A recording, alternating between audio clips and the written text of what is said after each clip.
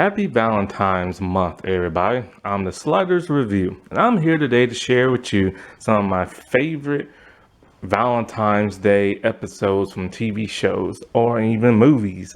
Not everything is all lovey-dovey. Sometimes Valentine's Days deal with heartache and everything. So, some episodes will be romantic and lovey-dovey, while others will be very sad and heart-wrenching and stuff. But love is love. It doesn't always come with smiles and giggles and glee. So I'm here today to talk to you about Star Trek The Next Generation Season 6, Episode 7, Man of the People. So this is a very twisted, romantic type episode, and it's actually one of my favorites. It centers around Counselor Troy, and I love myself some Counselor Troy. Love some Marina Sirtis. Every time she'll come on screen, I was always happy. I was always excited for solo episodes. The woman was truly a babe sex symbol of the 80s and everything, even though she doesn't feel like she was, but the woman truly was, in my opinion. And Counselor Troy was always one of those underdeveloped characters, even though I do like her. She was never my favorite, but I always liked the character. But she was always one of those developed characters. She was a counselor, and that's basically just it. It's weird because, she went through Starfleet Academy. She doesn't know how to fight. She doesn't know much about anything about science or space. And it really showed in some of her solo episodes and stuff. That one where everybody was split up and she had to take command, and that was a really good episode. I forgot the name of it, but it's just one of those episodes where you literally ask, didn't she go through training? Didn't she go through the academy? She even had to ask the showrunners and writers that, didn't Troy go through the academy and everything? But so it was always a shame because she was just treated as the cute sex symbol type person and never really got a chance to shine. But in some solo episodes, especially that Romulan episode, she really took charge and stuff, and I really like that. This episode is interesting.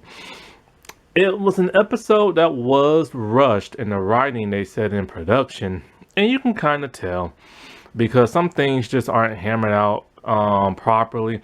But nevertheless, it does make for a very fascinating and interesting episode. And I miss episodes like this from old Trek, where you would get these solo episodes and you wasn't quite sure what was going on because there's a mystery behind it, and there's this alien species we've never seen before, and so we don't know nothing about them, and then all of a sudden something strange happens to one of the crew members, and then all of a sudden things just happen unexplained. You just kind of why is this happening, or why is this? And it just makes for a very fascinating watch.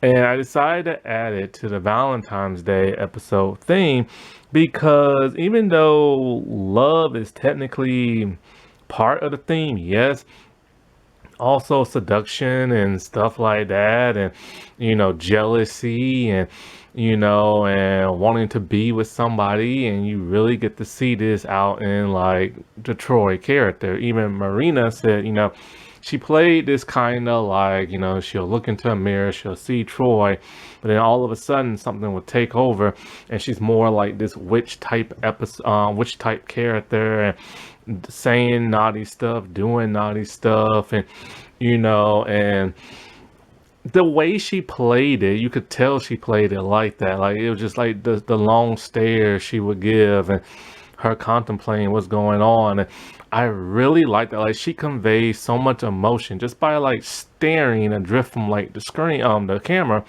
and like examining herself and just looking at herself, and you see that transformation happen without anything actually happen. It's all in like her eyes.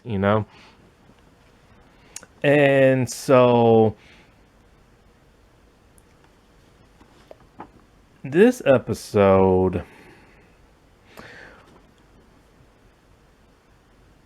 the thing that I never truly understood with this episode was kind of like, okay, there's this alien, he does something to her, he puts some of his like emotions into her, but it's like the negative ones. So it's kind of like, okay, so there's negative emotions that's going from him into her, but why exactly is she only acting like sexual and everything?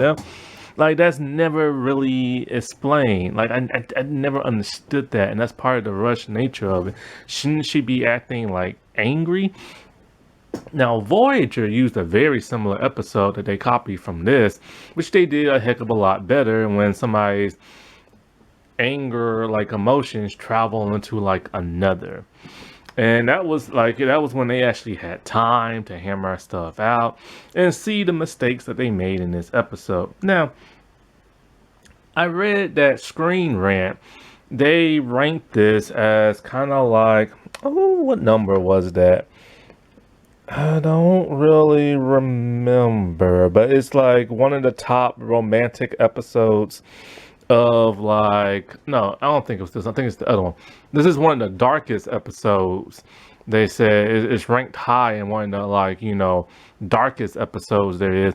But then they said it's one of the worst episodes in Star Trek The Next Generation. Personally, this is one of my fave. Like there have been some real stinkers and some dull episodes, but this one actually is pretty entertaining because you get to see a character act completely different than normal.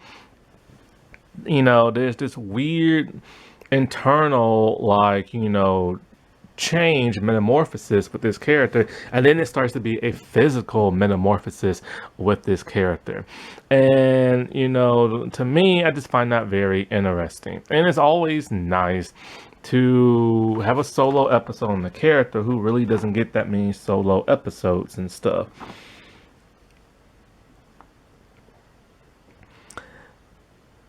This episode came out in October of 1992. Man, such a good time for Trek and everything and television. So it was written by Frank A. Marco, I think that's how you say it, and directed by Win Rich Kobe. And I think they did a really good job. Now, it would have been nicer because, see, in this episode, there's like this little MacGuffin type thing. There's this alien artifact called the Funeral Stone. And it's the thing that transfers like one emotion into like one person into like another, right? And the thing is, like I said before, if he's only transferring his anger emotions, why is she acting so seductive and sexual and heat and stuff like that? That doesn't make no sense whatsoever. I just don't understand that. But for the most part, I do think they did hammer out some really good stuff. Like, it explored a little bit more of that, like Riker, Troy, will they, won't they type thing, how they truly feel about one another, and other stuff. Now, the thing about Screen Rant I don't understand is that they said that in a way this is kind of like sexual assault. The dude transferring one emotion into Troy unwillingly and everything, but I don't understand what they mean by that. Like, sometimes I think they're a little too far-fetched, you know what I'm saying? Like, there's nothing like sexual, like taking advantage of whatsoever, you know what I'm saying? Like, I just don't understand that. whatsoever. And I don't know what they was getting into. Anyways, before I go any further, let me just say, rest in peace, Patty Yasutaki, who played Nurse Ogawa. Like, oh man, it was so sad to hear when she passed. Also, rest in peace, Susan French, who played Sev Mailer, because she passed away, which I knew for a fact she's probably gone by now, because she was really old back in '92. So there's no way she was like alive now. So may she rest in peace. Also, what's really interesting about this episode, Lucy Boyer plays Ensign Janeway. Like, come on now. You hear that name, you hear the word ensign, you automatically assume, wait, could she be like related to Captain Janeway? Could Captain Janeway have been an ensign during this time? Like, it makes your mind think, you know what I'm saying? And plus the actress does no, she don't look nothing like Kate Mulgrew, but you can tell that after hearing this name, and when they was thinking of names for other Star Trek characters, they probably came across this name and like, Janeway. Now that sounds interesting, you know what I'm saying? So Man of the People, the 129th episode. Man, New Trek will never make those like numbers and episode orders because they mostly have 10 to 13 at that. So in a way, the Enterprise is just doing this Enterprise type thing, and then all of a sudden they get a distress from like a transport ship, the Doran or something like that, and they was under attack by two other like vessels. So the Enterprise get there, but the other two vessels are now gone. And the transport ship has two people they need to transport. One's an ambassador. Now, their alien species is called Lumarin. And this is the only time we ever see this alien species. I like their design. It's very simple or very human. They just have this weird tattoo. Well, it's not a tattoo, but you think it kind of is. It's kind of like a mark, kind of like a birthmarkish type thing of this weird pattern on their forehead, kind of electrical looking. It's very neat. Like, you just get the idea, like, all right, they're aliens without having to overdo it. You know what I'm saying? And I really like the clothes that they're wearing. They look very futuristic, very alienish, but with a human type vibe to it. Not like what you see in modern Trek now, where everybody just looks like they're dressed kind of in the 21st century. And so we have Vas Alcar, and he is played by, let me think of his name. What is it? Chip Luca. I don't know why, but he looks so familiar. I'll have to look him up and see if I know him from anything else. And so he brings with him his mother, named that of Sev Mailer, and that's played by Susan French, or so he says is his mother. Now she's very, very, very old, 80s, 90s, something like that. And right from the start, she does not like Troy. She is very intimidated by her.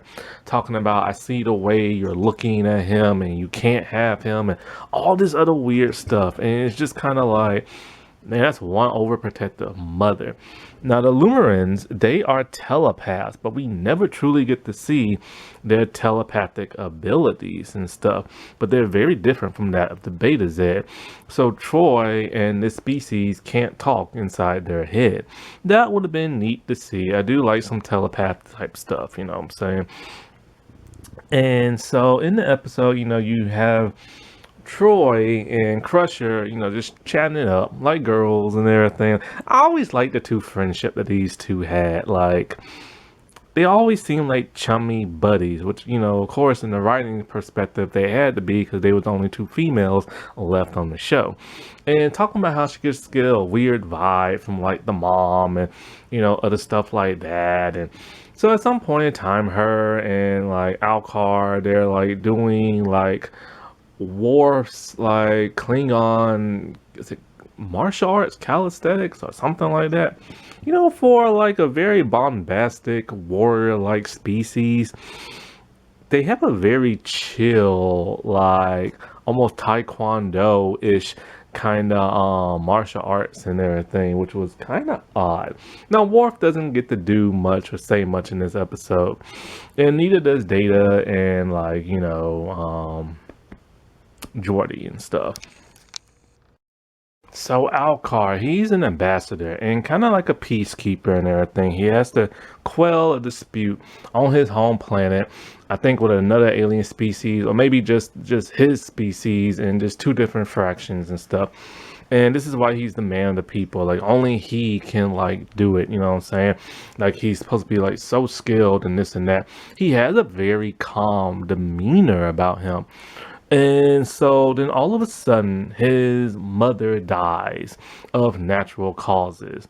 And he's just kind of cavalier about it, very calm, doesn't seem too affected. It's just like, oh, well, she was an old woman, and I should never brought her on this trip. And it's like he doesn't care. Like, why is he so chill and everything? Like, what kind of space drugs is he doing? Now, there is a scene that drives me nuts in this where it's like Beverly and the nurse. Beverly is scanning Alcar's mother with a pad and not a tricorder. And I'm like, how in the world is she supposed to get readings with a pad? Then the nurse, before she hands Beverly a tricorder, the nurse is holding the tricorder upside down. One job. Yeah, one job. And where was the person on set that's supposed to watch for this stuff? Like, I can't unsee that. I can't unsee that. They have wrecked my mind. So, Alcar is talking to Troy, and Troy is like, oh, I'm so sad and stuff like that. I'm sorry about your mom dying. And he's all like, whatever. But hey, there's a funeral ritual and everything that I want you to take part of since we're both telepaths and, stuff like that.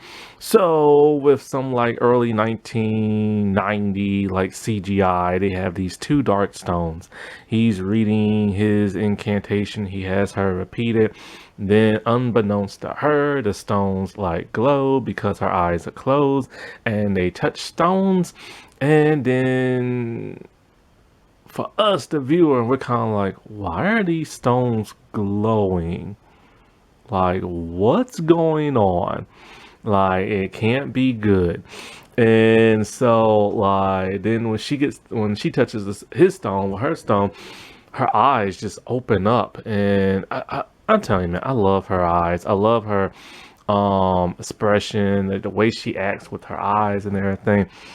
So amazing. Like throughout this whole episode, whether it's her feeling sad for him, her getting that jolt inside of her body, her transforming to this like nasty person, or her just waking up, she can sell eye expression.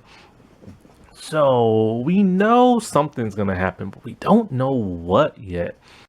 For the most part, she's kind of acting a little bit snobbish, a little stuck up, a little valley girlish. Like she cancels her counseling appointment with like Ensign Janeway and stuff like that. And it's just like, what's going on with her? She's being neglectful. Well, at some point in time in the episode, I guess she comes on to Alcar, but he's just not interested.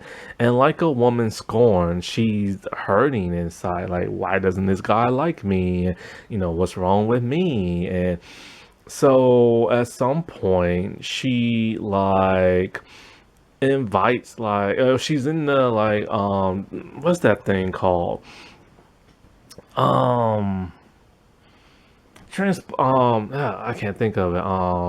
Turbo lift. And so she's there and she sees an ensign, just some random guy, and she's just giving him the look and everything, after being rejected and stuff because Alcar was busy and didn't have time for her. And like, she's just looking at him in a very seductive kind of way. And So then Riker has to like do some, I think, evaluations or something like that with her.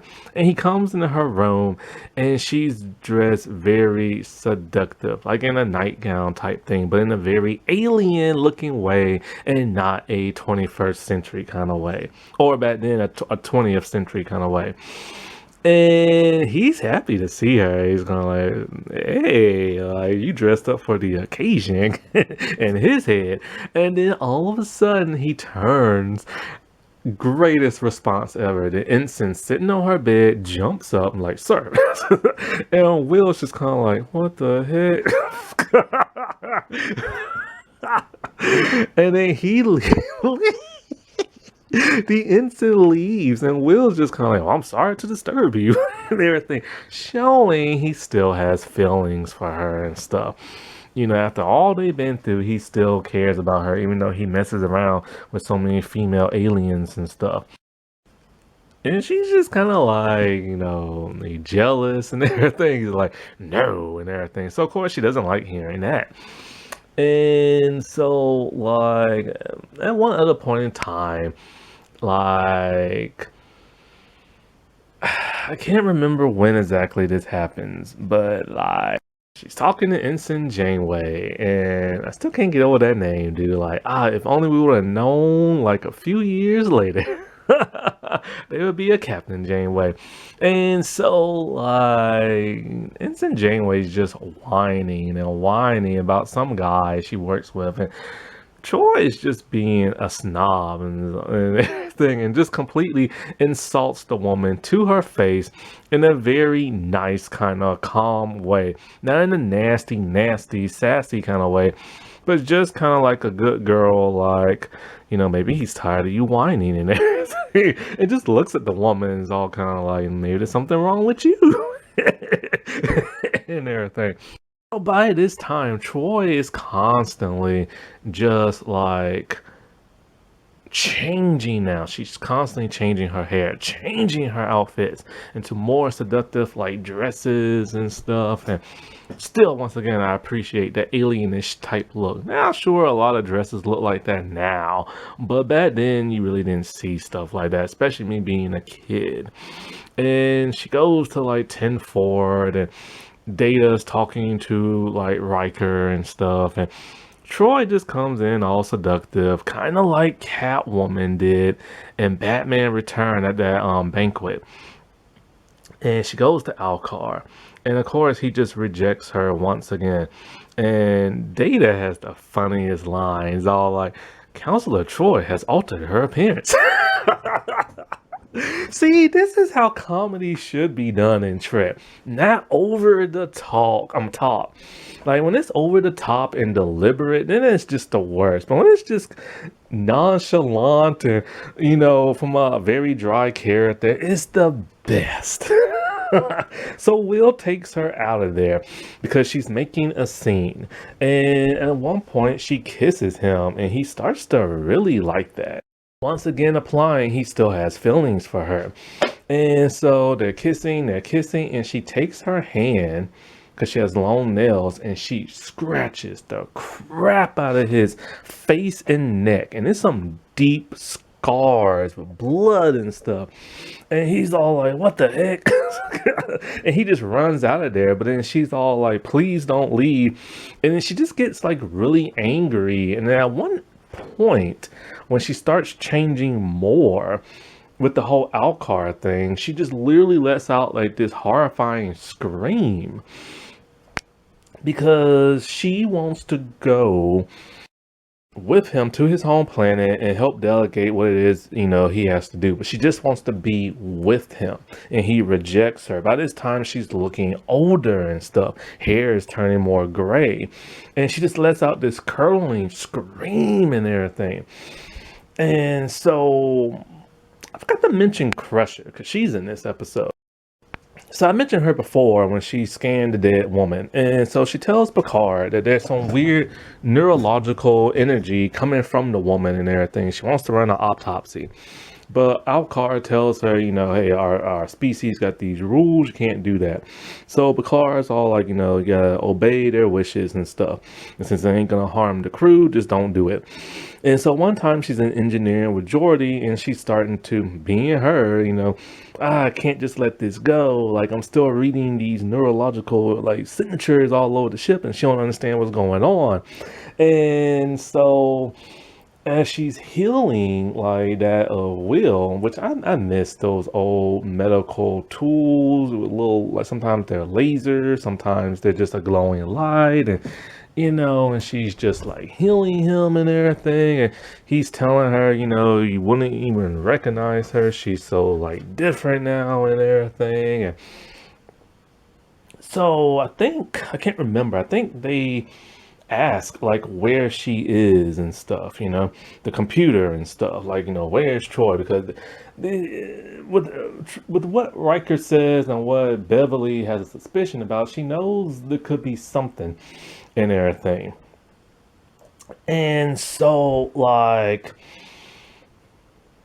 as Alcar is about to leave and everything, Picard's telling him like bye, and then all of a sudden Troy comes in, super old looking, historical, talking about, I know you're going down to that planet to see that woman and everything, because I forgot to mention one of his alien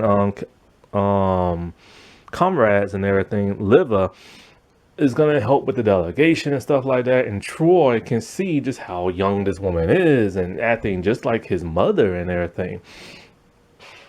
And so like Picard is just kind of like he can't believe the way she's looking, and she pulls out this giant huge knife and goes to stab him.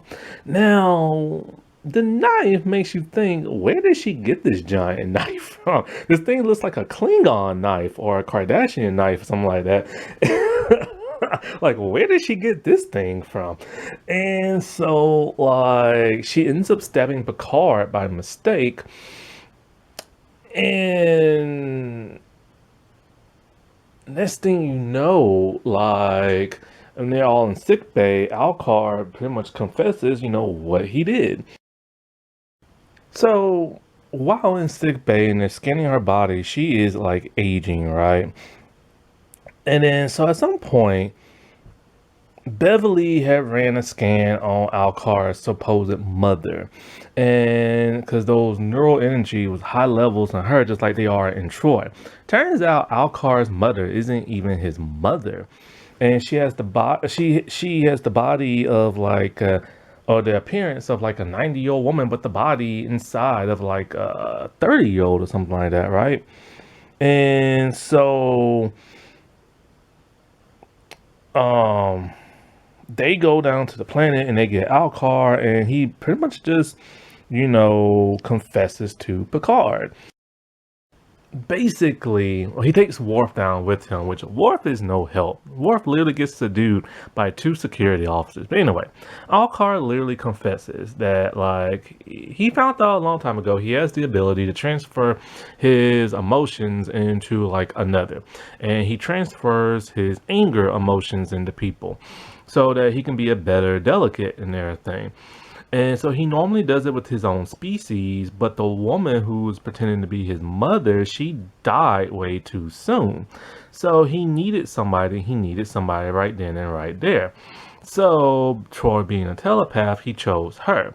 He didn't think that like Troy would start aging so fast and everything, because it normally takes years and years and years, but because she's a different alien species, it happened rapidly and everything.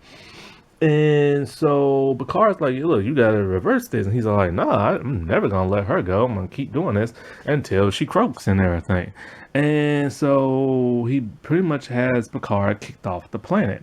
So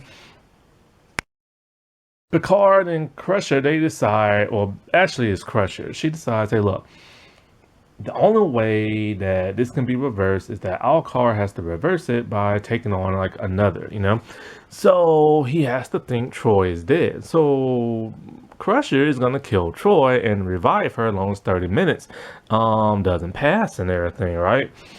And so Will, of course, is very concerned because he really, really cares about her and stuff. And so they have to time this to like the letter to make sure this is all gonna work out and stuff. And so basically they have Worf cut through like the security force field on like the planet, and then they beam like Alcar up, but he takes Liva with him and stuff. And it now makes sense as to why this dude is so calm, so chill, so cavalier and everything whenever something major is happening. At first you start to think, oh, maybe he's a bad actor, but no, he has to act docile and everything because he has basically no edgy, angrily like emotions and stuff. So they kill Troy. And after that, he starts to feel like the effects. Now, he felt them down when he was on the planet.